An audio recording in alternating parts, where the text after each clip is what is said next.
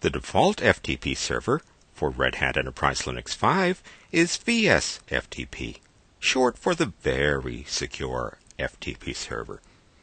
It requires just 1 RPM, VS-FTPD, which includes configuration files in the etc/VS-FTPD directory. We'll describe just a very few of the default directives in this file and what they can do.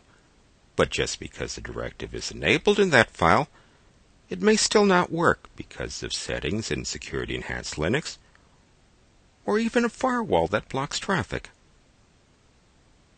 And we'll discuss that in a companion video. Now on to the configuration file. The anonymous enable directive, that's straightforward. If that's set to yes, anonymous users are allowed to access your FTP server. The local enable equals yes directive allows users in the local password database to log into their home directories on the FTP server. And a companion to that is the write enable directive. Local users who are allowed to log in, if this directive is enabled, can also write to their home directories through the FTP server. If you want anonymous users to upload to your FTP server and have set write enable equals yes, you may also want to set the next two directives, which allows anonymous uploads and also allows anonymous users to create directories on your FTP server.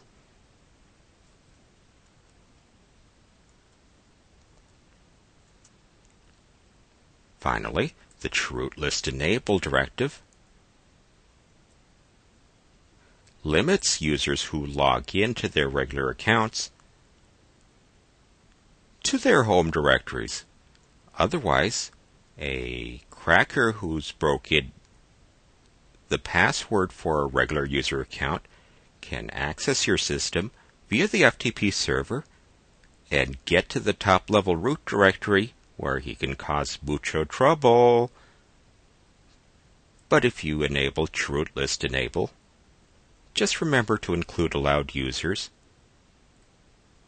in the etc/VS-FTPD chroot list file.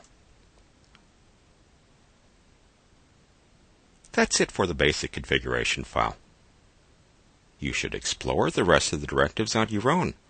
The more you know about VS-FTP, the more you can handle on the RHCE exam and in a real-life administrative job. There are other files in the etc/VS-FTPD configuration directory. FTP users are a list of users who aren't allowed to log into the local FTP server.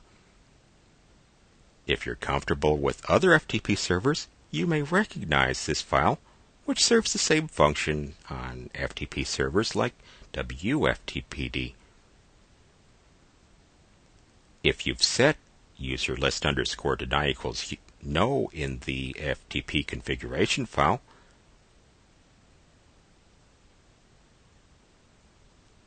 you can set up the user list file with a list of allowed users. Of course, whatever you do with the VS-FTP service assumes you've configured a firewall and Security Enhanced Linux settings to conform properly with any options you've selected. And as with other services, this assumes you've properly configured VS-FTPD to boot the next time you boot Linux.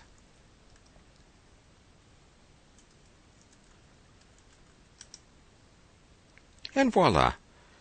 The VS-FTPD service is set to start the next time you boot into run levels 2, 3, 4, or 5. And once you've finished the configuration, including firewalls and SE Linux, check the FTP server, ideally from a remote system. The secure shell is great for this purpose.